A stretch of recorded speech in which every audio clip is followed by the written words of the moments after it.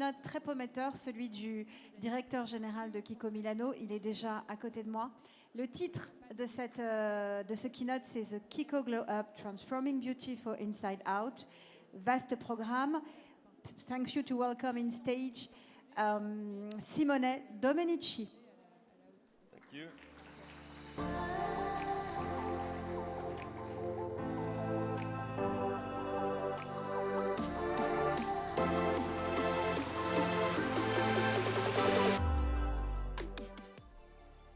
Hello to everyone. I'm sorry, but the speech will be in English. My French is very poor and you don't want to hear it. But it's a real pleasure to be with you today in this beautiful location for this important event. And talking about beauty, I want to talk about how an Italian beauty brand disrupted the market and how much technology was instrumental in this disruption. So Kiko Milano is the Italian makeup brand leading in the world. Our purpose is to ignite confidence and help people to elevate their self-esteem. So in a way, what we say is that we are in the beauty market, of course, but we are also in the confidence market. How we want to do this? We do basically focusing on three areas. The first one is providing a joyful, fun, and playful experience to everybody entering our stores, online, offline, through our marketplaces, through our partner. This is an important element, reflecting as well the Italian culture of positivity. The second one is to offer an unmatched convenience, which it doesn't mean we are the cheapest in the market. Of course, as a matter of fact, you have a lot of brands in beauty and in makeup which are cheaper than us. But what we commit is that you will not find same quality at lower cost. And the third one is innovation, cutting-edge innovation. We launch every year between 550 and 600 SKUs. Part of them are first in the market. But let's come a bit to the history of Kiko. Kiko started in 1997, founded by an Italian family called Percassi. Then Percassi family at that time, they were a strong real estate and retail executor in Italy. And they were based in Bergamo, which is close to Milan. And this area is better known as the Beauty Valley, because in the surrounding area of Milan, like 150 square kilometers, there is the highest concentration of manufacturers, producers of makeup that produce makeup for all the most important premium prestige beauty houses in the world. As a matter of fact, 55% of all the makeup, lips and eyes consumed in the world is produced in the Beauty Valley. So think about it. They were a strong retailer, and they were sitting in the middle of the Beauty Valley. So as a consequence for them was to create a beauty retailer. But actually, Kiko doesn't start it as a retailer. It started as a wholesaler by placing gondolas in the most important fashion stores in Milan. Right after, in 2005, started to realize that the concept of retail was stronger than what they thought. And then they started to place stores and to open stores in Italy. Right after they started the internationalization, starting actually from France. France was the second country where Kiko exported its concept back in 2007, 2008. And then started accelerated the internationalization, going in North Europe, going as well in the Middle East and Africa. And then when myself and my team arrived in 2022, 4 years ago, we started the third steps of the growth agenda, which is about leveraging the unified commerce model to accelerate our growth. And we started to enter in new markets, but also inventing and reinventing the beauty market, disrupted again. Then what happened in August 2024, an American private equity called El Catterton acquired the majority of Kiko. And then our ambitions of growth became even larger. And we together set up an agenda towards iconicity, towards become a global powerhouse. This is the growth trajectory of the last 4 years. As you can see, we doubled the size of the business in the last 4 years, thanks to this transformation from a regional mass retailer into a global premium brand. Our CAGR has been 3-4 times higher than the market, and even in 2025, where the market is a bit softer, we keep growing much faster than the market. Then at the end of 2024, We were in 73 countries with 1,200 points of sales, part of it directly operated, part of it in franchising, and then connecting more than 100 million of customers within our community with some of the highest retail KPIs. Then I give you some anticipation in 2025, we will end up with almost 1,400 points of sales across our own stores, franchising, department stores, marketplace, and wholesaler. And our sales projection will be another high single-digit growth.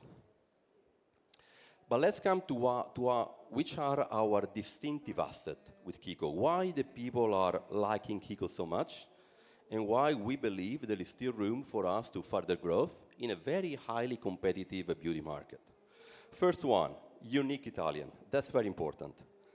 We are made in Italy for the majority of our product in the Beauty Valley, where we share the know-how with all the suppliers, which are our main partners.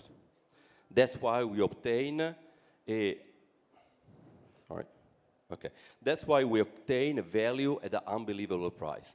The fact that we offer prestige quality at a democratic price is because we have a direct access with all the suppliers who supply for all the premium and prestige brand in the beauty industries. So we partner with them. They are close to us. I visit them every 2-3 weeks. My people in the scientific and marketing team visit them every week. That's why we are always cutting edge in our innovation. At the same time, our retail footprint gives an enormous advantage versus competition, which is the capabilities to talk with customers every day. Every day, hundreds of thousands of customers visit our 1,400 stores, and it's a source of learning for us. There they can find our assortment, which is in the large stores is 2,500 SKUs, but on top, they can get consultation from our beauty advisors, basically how to enhance their own individual personality, how to make a look that fits their individuality better than else. And then last but not least, we source from the Italian culture the capability to transform ambiguity into harmony. What is ambiguity in beauty?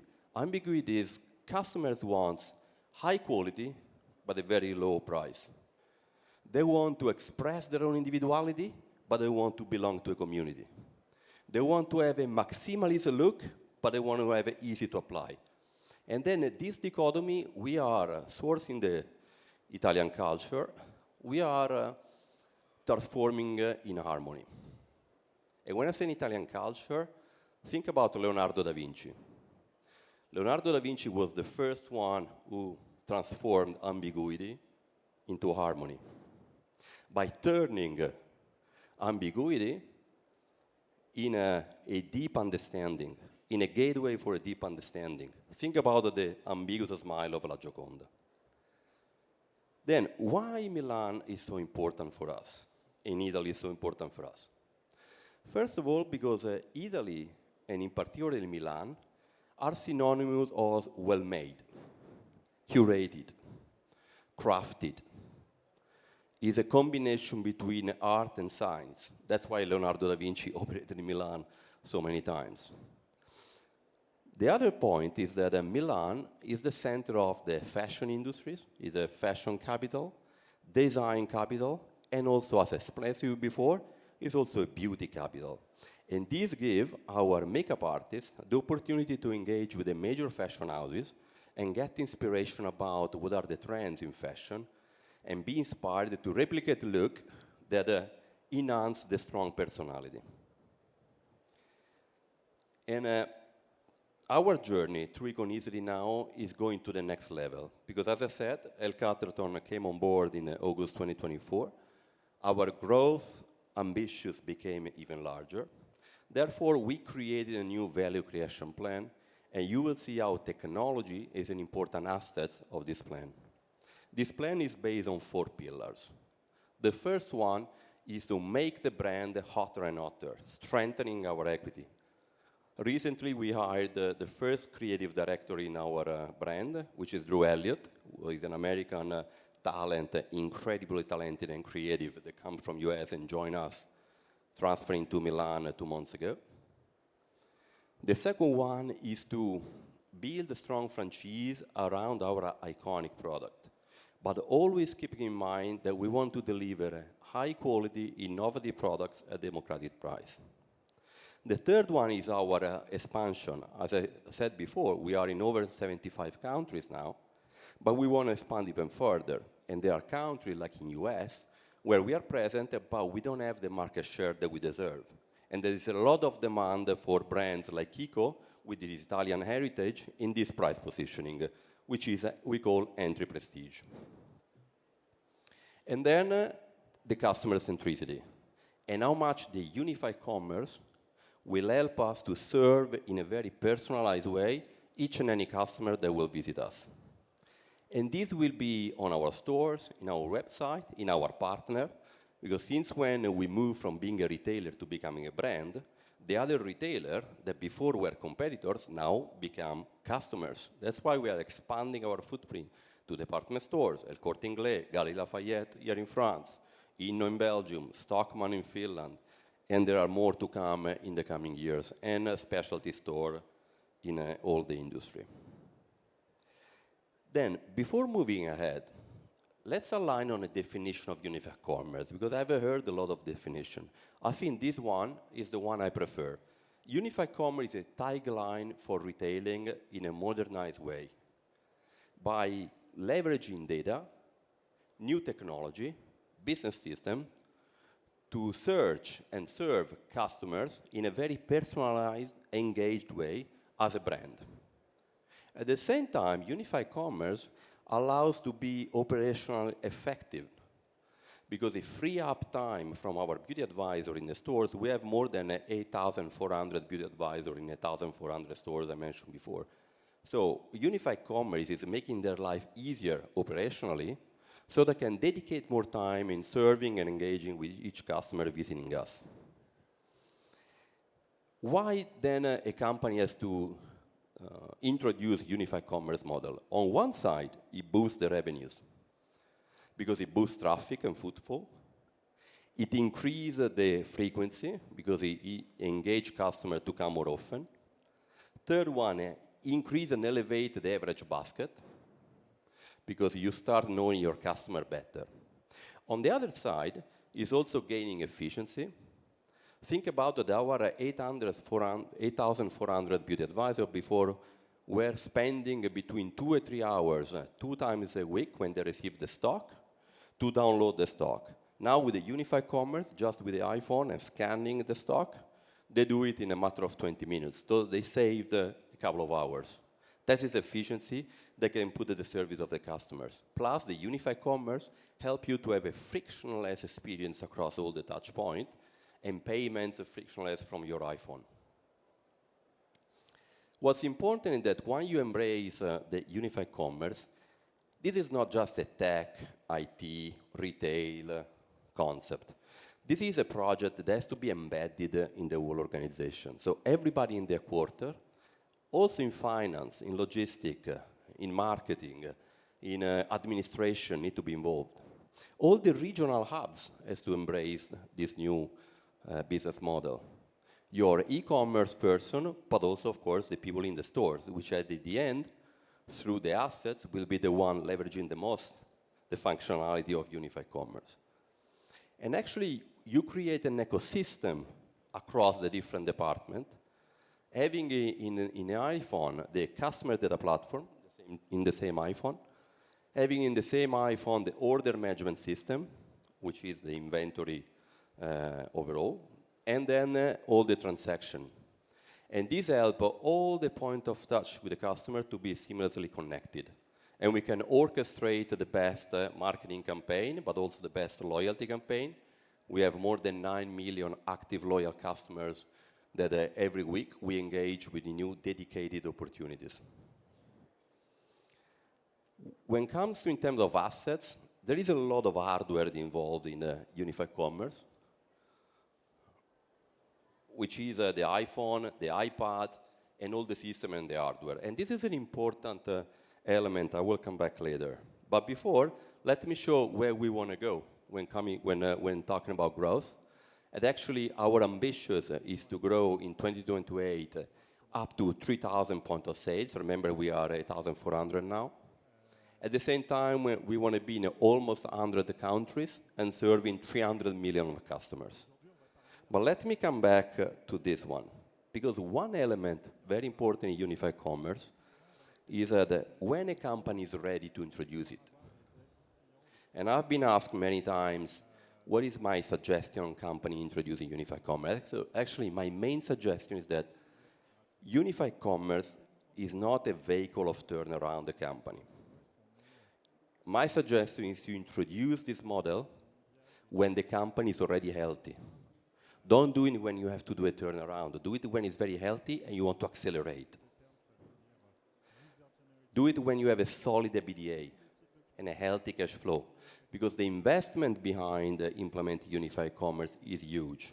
In terms of hardware, I mean, giving an iPhone to all our beauty advisors, providing iPad for the checkout and the self-checkout in all the stores, providing the hardware and the connectivity. I was walking in the booths before joining here on stage, and actually I calculated at least 10 partners that helped us in introducing unified commerce. Unified commerce requires, and I know there is a lot of consultant, and you are very happy of what I'm going to say, requires a huge investment in consultancy. Because the connection, the integration of the system and the platforms requires investment, as I said, in hardware, in software, and in consultancy to make it happen. So if you do all this investment while your company doesn't have a healthy P&L, a solid cash flow, the risk is that you are going to put a negative stone on your P&L rather than liberating and free up a potential. So it's not a replacing for turning around. Unified commerce is an acceleration where your brand is already strong, where your business model is already healthy, and you have the cash enough to finance the unified commerce and to finance all the cultural change that is needed to implement the unified commerce, moving from a silos culture to a goals culture when everybody is fighting for the same goals. Thank you very much for your time. I hope the session was useful for you. Thank you. Enjoy the rest of the day.